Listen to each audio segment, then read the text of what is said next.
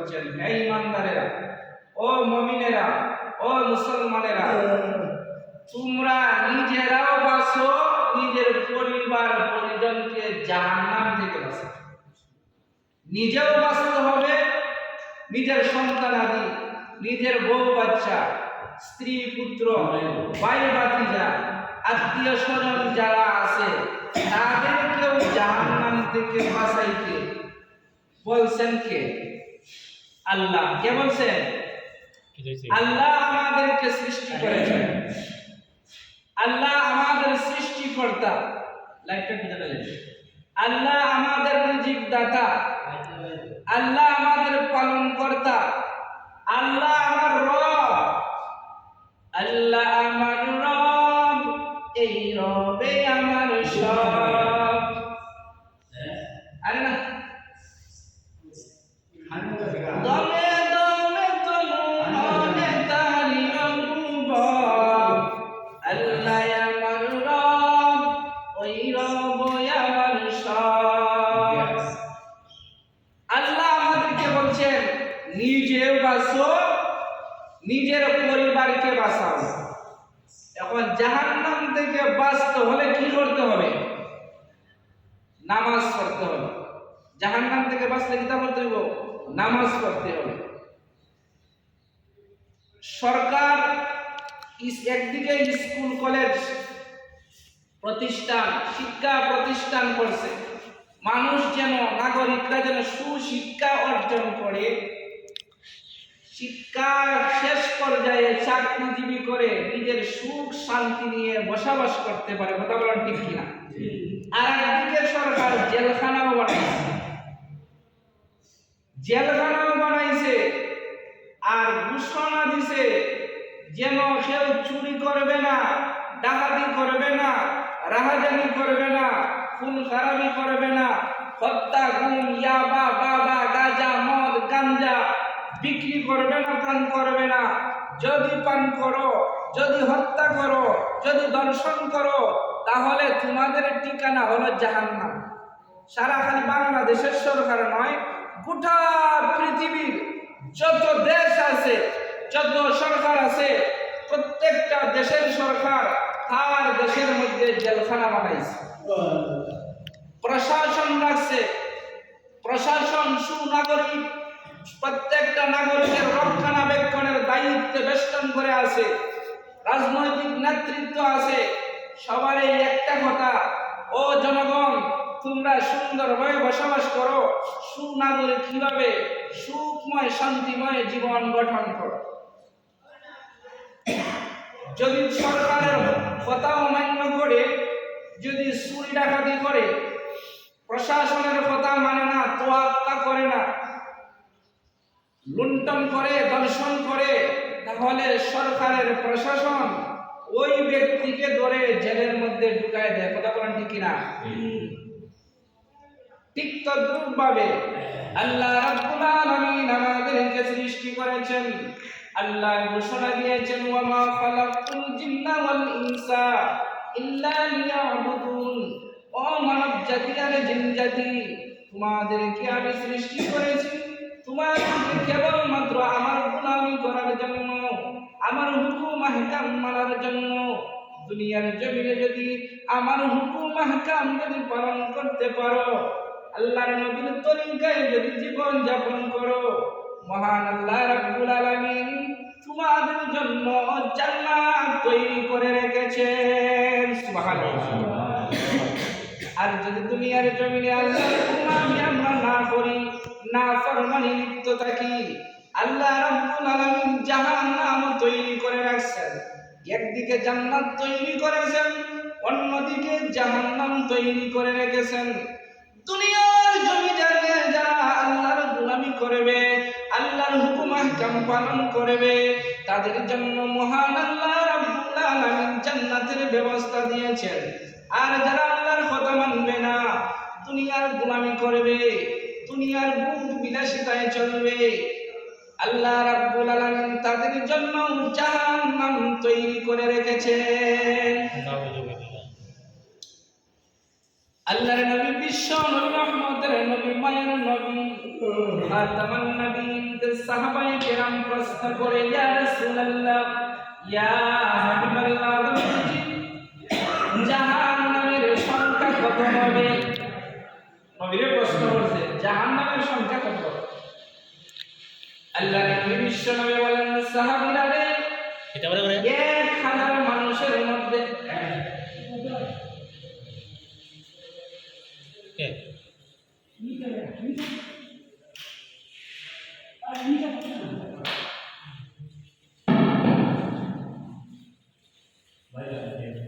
এক 1000 মানুষের মধ্যে 999 জাহান্নামী হবে, একজন মাত্র মানুষ জান্নাতে যাবে। চিন্তা করছেন 1000 মানুষের মধ্যে সাহাবীরা প্রশ্ন করে ইয়া রাসূলুল্লাহ ইয়া হাবিবাল্লাহ ওগো নবীজি কতজন জাহান্নামী সংখ্যা হবে? আমার নবী বলেন এখন শব্দ বলে 1000 মানুষের মধ্যে চিন্তা করে দেখুন 999 জন জাহান্নামে যাবে, মাত্র একজন জান্নাতে যাবে। আবার নবীর সাহাবীরা জিজ্ঞাসা করে ইয়া রাসূলুল্লাহ ইয়া হাবিবাল্লাহ ওগো নবীজি এই মানুষ কারা? আমরা যে বড় মুসলমান আমরা কি করব? আমাদের কি জাহান্নামে যেতে হবে? তাফসীরে কাবীরের মধ্যে এসেছে আমার নবী বলেন সাহাবীরা রে তোমরা শুনো এই যে 999 জন জাহান্নামে হবে এরা কারা জানেন? এরা ছিল ইহুদি, এরা ছিল খ্রিস্টান, এরা ছিল হিন্দু, এরা ছিল বৌদ্ধ, যারা আল্লাহর গোলামি শিখতে পারে নাই, দুনিয়ার জমিনে এসে রবের পরিচয় জানে নাই, এক কালেমাকে বিশ্বাস করে নাই, আল্লাহর ওয়াহদানিয়াতকে বিশ্বাস করে নাই, ওই সমস্ত মানুষ 999 জন জাহান্নামী হবে। ও আমার নবীর উম্মতেরা তোমরা শুনো আল্লাহ রাব্বুল আলামিন যত মুসলমান তৈরি করেছেন পৃথিবীর জমিনে যত মুসলমান তৈরি করেছেন তাদের জন্য একটা জান্নাত আল্লাহ বরাদ্দ করে রেখেছেন। সুবহানাল্লাহ সুবহানাল্লাহ।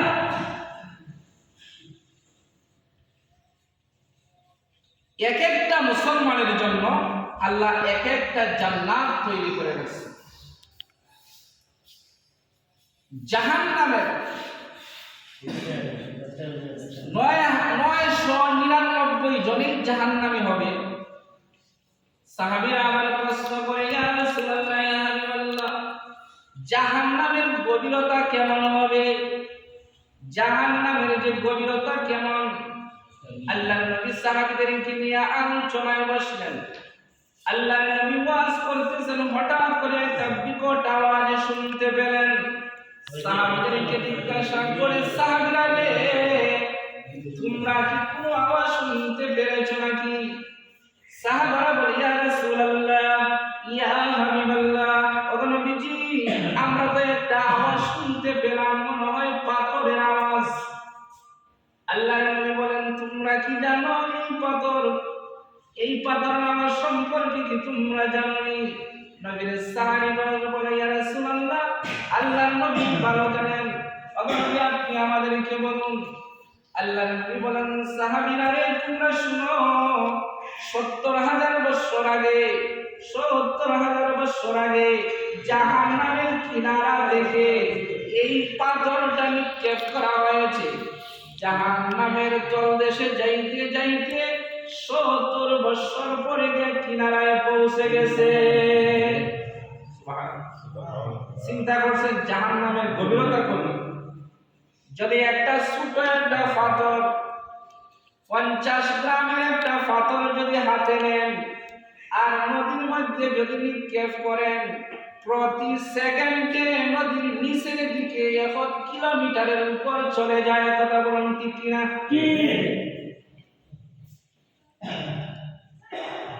আল্লাহর নবী বিশ্ব নবী রাহমাতুল্লিল আলামিন বলেন সমস্ত জাহান্নামীরা যখন জাহান্নামে প্রবেশ করবে জাহান্নামে আল্লাহ জিজ্ঞাসা করবেন জাহান্নামী তোমার কি খিদা আছে নাকি?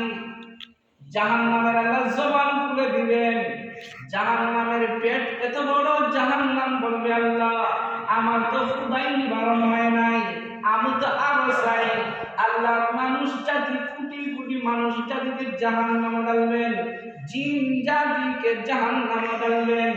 তারপর বলবে আমার ক্ষুধা নিবারণ হয় নাই আল্লাহ, আরো আমি চাই, আরো আমারে দেন, আমার তৃপ্ত হয় নাই, আমি তৃপ্ত সহকারে খাইতে পারি নাই। তাফসীরে কাবীরের মধ্যে এসেছে আল্লাহ রাব্বুল আলামিন বাম পাউটা জাহান্নামের মুখের মধ্যে রাখবেন, সঙ্গে সঙ্গে জাহান্নাম ঠান্ডা হয়ে যাবে, স্তম্ভ হয়ে যাবে, আওয়াজ বন্ধ হয়ে যাবে। রে সাহাবীরা তোমরা শুনো, জাহান্নাম কি পরিমাণ, জাহান্নামের কষ্ট শুনো রে। জাহান্নামের আগুনের তেল সম্পর্কে তোমাদের ধারণা নাই। দুনিয়ার জমিনের আগুন তোমরা দেখছো, ওই আগুনে যদি ঘরের মধ্যে আগুন লাগে ঘর সারখান করে দেয়, এই ঘরের মধ্যে সার করে দেয়, সারখান করে দেয়। কিন্তু সামান্য মাটিতে যদি আগুন দিয়া পুরানো হয়, ইট বানানো হয়, ইটটারে হাতুড়ি দিয়া ভাঙা লাগে। ও সাহাবীরা তোমরা শুনো, জাহান্নামকে তাফসীরে কাবীরের মধ্যে এসেছে 1000 বছর পর্যন্ত জাহান্নামে জাল দেওয়া হয়েছে। জাল দিতে দিতে এমন একটা কালার হয়েছে, প্রথম জাল দিতে তাফসীরে কাবীর লাল হয়ে গেছে কালার, আরো 1000 বছর জাল দেওয়া হয়েছে, আবার জাল দিতে দিতে আর একটা কালার রং হয়েছে, সেই কালারটা হলো সাদা হয়েছে। আরো 1000 বছর জাহান্নামের আগুনে জাল দেওয়া শুরু করেছেন, এত ঘন হয়েছে, কালারটা কালো হয়ে গেছে। দেখবেন খেজুর মৌসুমে খেজুর গাছের রস জাল দিয়া খেজুরের গুড় বানানো হয়, তখন ঠিক কিনা? যে এলাকার মধ্যে তারা লালন পালন করে, আখের রস তারা জাল দিয়া দীর্ঘ সময় জাল দিতে গুড় পয়দা করে, ঠিক তেমনি ভাবে আমার আল্লাহ রাব্বুল আলামিন 3000 বছর পর্যন্ত জাহান্নামে জাল দিলেন। এমন ভাবে জাল দিতে ঘন করলেন, এমন ঘন হয়ে গেল, এমন ঘন হয়ে গেল, এই জাহান্নামের মধ্যে কোটি কোটি লক্ষ লক্ষ মানুষ জাহান্নামে নিক্ষেপ করে দিবে। জাহান্নামীরা জাহান্নামে চলে যাবে, জান্নাতীরাও জান্নাতে চলে গেল, শাস্তি শুরু হয়ে গেল। এক পর্যায়ে এক ফেরেশতারে আল্লাহ জাহান্নামে পাঠাইবেন, জাহান্নামীকে ধরে নিয়ে আসো। শেষ পর্যায়ে ফেরেশতা জাহান্নামীকে নিয়ে আসবে জাহান্নাম থেকে, জিজ্ঞাসা করা হবে, ও জাহান্নামী ভাই, তোমার কোনো আশা আকাঙ্ক্ষা আছে? এ জাহান্নামে থাকতে থাকতে তার জীবন শেষ। সে বলবে আমার তেমন কিছু আফসোস নাই, তবে আমার মনে চায় জান্নাতটা একবার দেখতাম।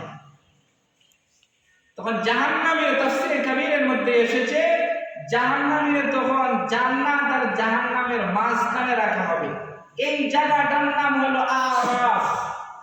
না আছে সুখ, না আছে শান্তি, না আছে দুঃখ, না আছে কষ্ট, এমন জায়গার মধ্যে রাখবে। সে তো সাজার মধ্যে ছিল, এই জায়গার মধ্যে আসার পর তার কিছু আরাম শুরু হয়ে গেল, মনের মধ্যে কিছু আরাম আইল। ফেরেশতারে লক্ষ্য করে বলবে, ও আমার ফেরেশতা, আমার মনটা চায় যেন জান্নাতে একবার একটা জান্নাতের রুম দেখতাম, আমার মন চায়, আর দুনিয়ার কোনো আমার আশা নাই। তখন ফেরেশতা আল্লাহর কাছে দরখাস্ত করবে, আল্লাহ তোমার বান্দা একটা জান্নাতের রুম দেখতে চায়, আল্লাহ আমার দোয়াটা কবুল করুন। আল্লাহ রাব্বুল আলামিন বলবেন, ঠিক আছে, ওই ব্যক্তিকে জান্নাতের একটা রুম দেখাও। যেই মাত্র জান্নাতের দিকে নিয়ে যাওয়া হবে, জান্নাতের মাঠে যখন দিয়া প্রবেশ করব, যখন জান্নাতের বাগিচাগুলা, ফুলের গানগুলা তার নাক দিয়া নিতে লাগবো, তখন তার মনের মধ্যে এত আনন্দ হবে, আনন্দে আত্মহারা হয়ে যাবে। এমন সময় ফেরেশতারে বলবে, ও আমার ফেরেশতা শুনো, আমি একবার রুমটা দেখলাম চাই। এখন রুম দেখার পর এত সুন্দর জান্নাতের রূপ দেখার পর এখন জিজ্ঞাসা করা হলো, তোমার কি তুফানা আছে, তোমার কি চাওয়া পাওয়া আছে বলো।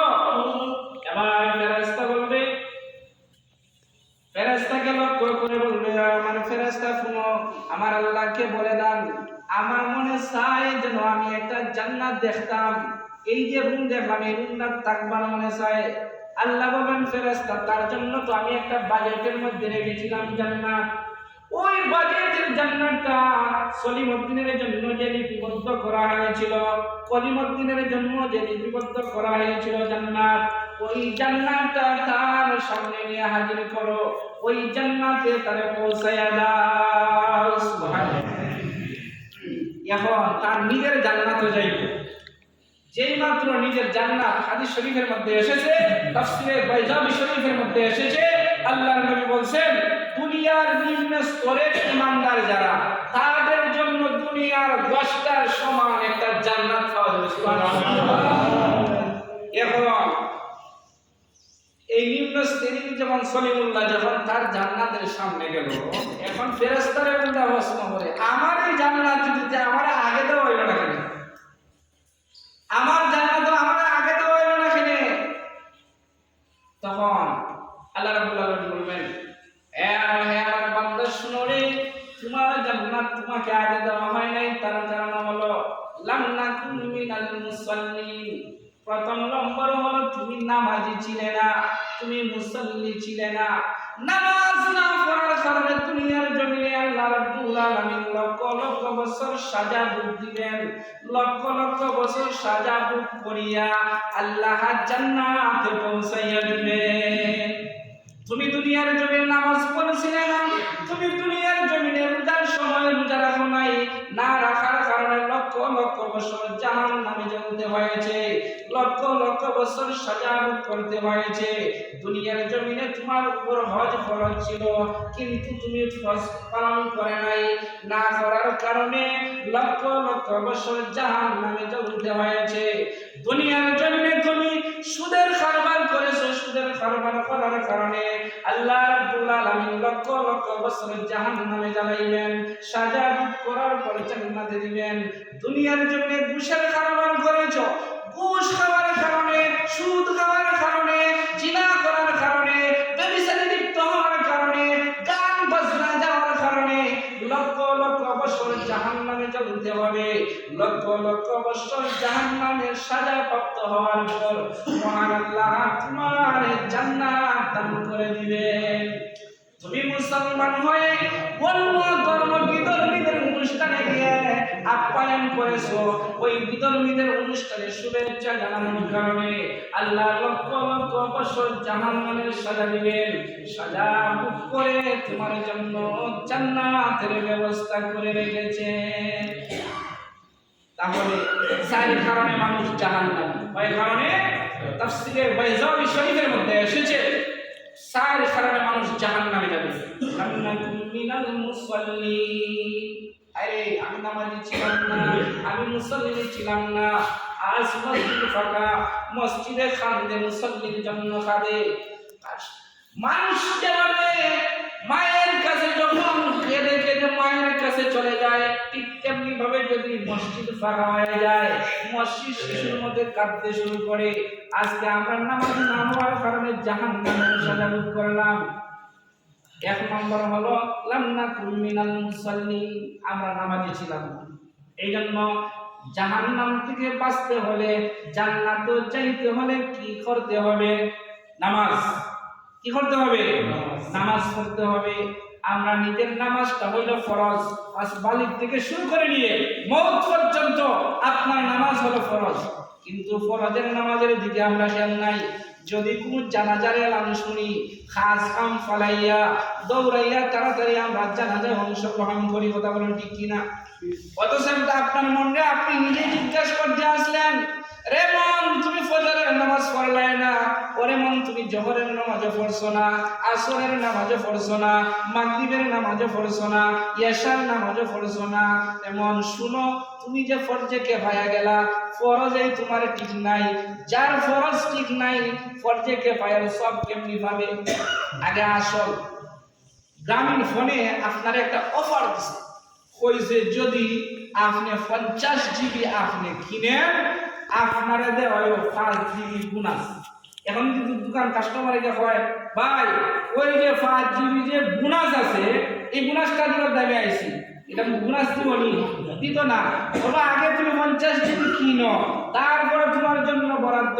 5 ওয়াক্তের নামাজ আগে আপনি কায়েম করে 5 ওয়াক্তের নামাজ কায়েম করে যদি আপনি জানাজায় যান, হাদিস শরীফের জানাজার ফজিলত একবার যদি জানাজায় হইতে অংশগ্রহণ করে উহুদ পাহাড়টা যে আছে উহুদ পাহাড় পরিমাণ সব তার নামায় আমার মধ্যে জানাজার ফজিলত।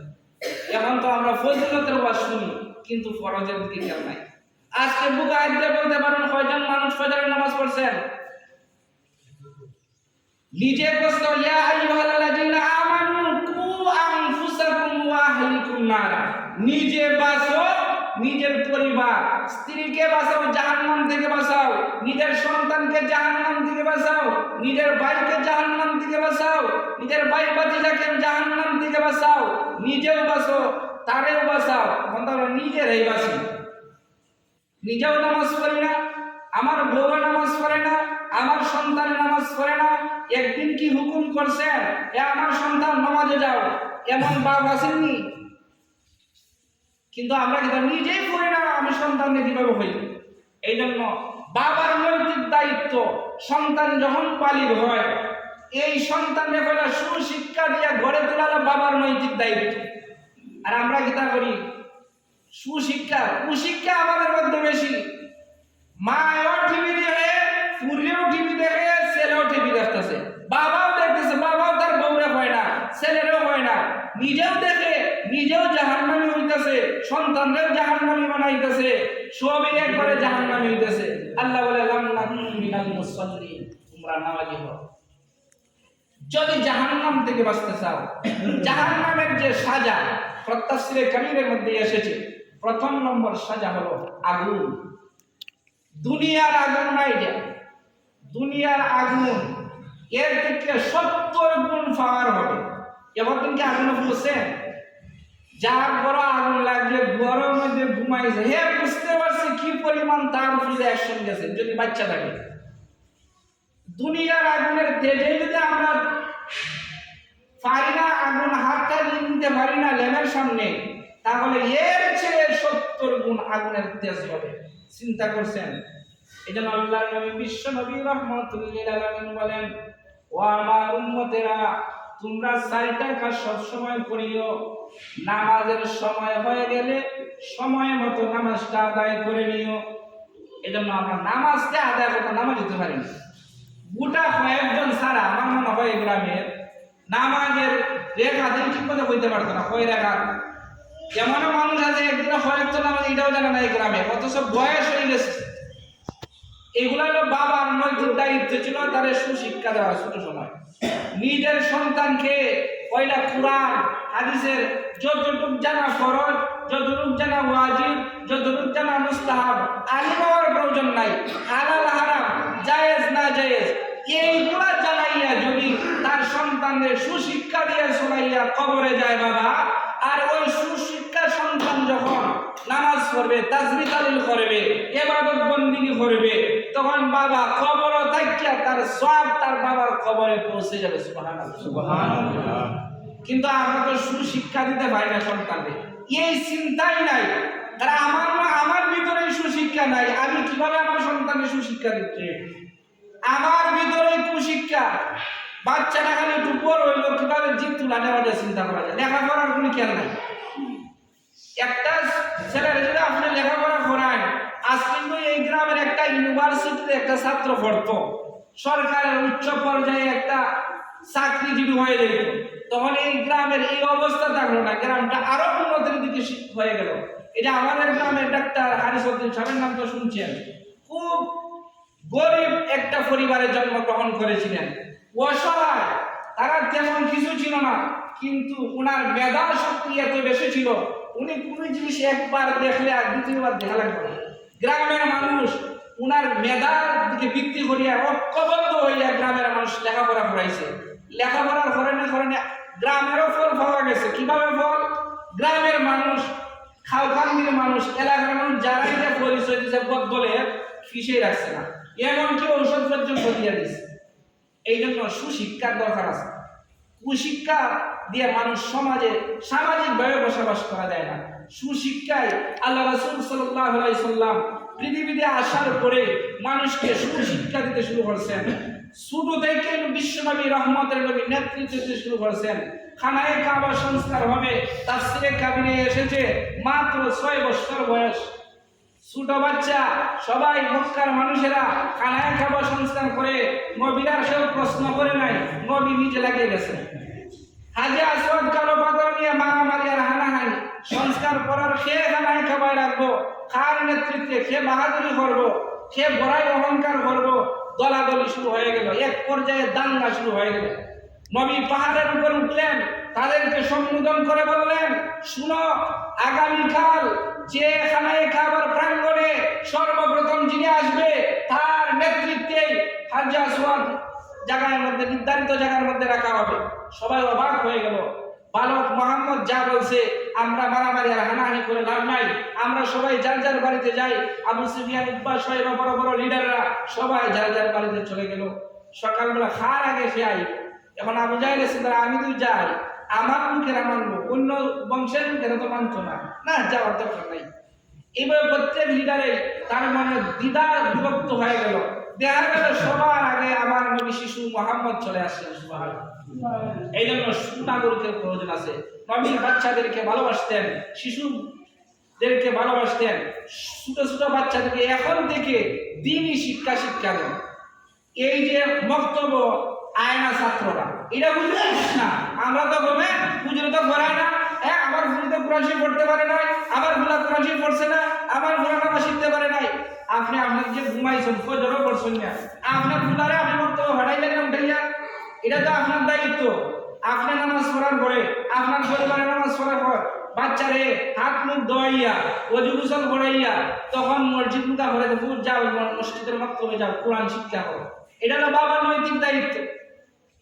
সুনাগরিক গড়তে হলে মা বাবার এটা হক আদায় করতে। মা বাবার এই নামাজ নাই, তখন ছেলে সন্তানেরা নামাজ পড়বে কিভাবে? এই জন্য সুশিক্ষা অর্জন করা। বাবা যারা হয়ে গেছেন, আপনারা বড় ভাগ্যবান, আপনাদের সন্তানকে আপনারা নষ্ট করবেন না। এই সময়টা শিক্ষা দেওয়ার সময়। এই সময় যদি আপনারা সন্তানে আপনারা কোরআন না শিখাইতে পারেন, আপনি খোল করে শুয়ে থাকবেন, পুলা গান বাজনা করবে, গান বাজনা করার কারণে লক্ষ লক্ষ বছর আপনি জাহান্নামে জ্বলতে হবে। এর বেনিফিট আপনার কবরে পৌঁছে যাবে। আর যদি সুনাগরিক বানান, একজন দ্বীনি শিক্ষা অর্জন করে যান, যদি নামাজ পূজা তসবিহ কোরআন শিক্ষা দিয়ে যেতে পারেন, তখন কবরের পাশে যাইবে আর গিয়া পড়বে সূরা ইয়াসিন, সূরা তাকাসুর, সূরা ইখলাস, পুরুষ শরীফ পড়বে, ওই রাব্বি রাহমহুমা কামা রাব্বায়ানি সগীরা। আল্লাহ আমার মারে, আমার বাবারে আল্লাহ ক্ষমা করো, আমারে শুধু সময় লালন পালন করছেন, আমারে না খাইয়া খাওয়াইছেন, আমারে লেখাপড়া করছেন, আমারে মানুষের মতো মানুষ বানাইছেন। আল্লাহ আমার বাবারে ক্ষমা করে দাও। তখন সন্তান যখন চৌকের পানি ফলাইবে, তাফসীরে কাবীরের মধ্যে এসেছে, জমিনে এই এক ফুটা পানি ফোনা করার আগে আল্লাহ তার জীবনের গুনাহ খাতারে একবার ক্ষমা করে দিন। সুবহানাল্লাহ। এটা এইদিকে আমাদের খেয়াল নাই।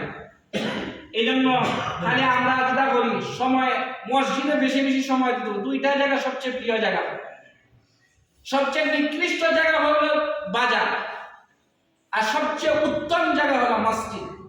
এই জন্য মসজিদের সঙ্গে সম্পর্ক রাখবেন, ওই মসজিদে আপনাদের জান্নাত নিয়ে যাবে। এই জন্য জাহান্নাম থেকে বাঁচতে চাইলে নামাজ ছাড়া বিকল্প নাই। আজকে থেকে ওয়াদা করি, আল্লাহ আমরা বাকি জীবনটা যেন 5 ওয়াক্ত নামাজ আদায় করতে পারি, আমার সন্তানরাও যেন নামাজ পড়তে পারে, আমার পরিবারেও যেন নামাজ পড়তে পারে, নামাজ শিখতে পারে, বাচ্চারাও কোরআন শিখতে পারে। এই আশা ব্যক্ত করে আমি এখানে বক্তব্য সমাপ্ত করলাম। ওয়া আলাইনা ইল্লা আল বালাগ। আসসালামু আলাইকুম।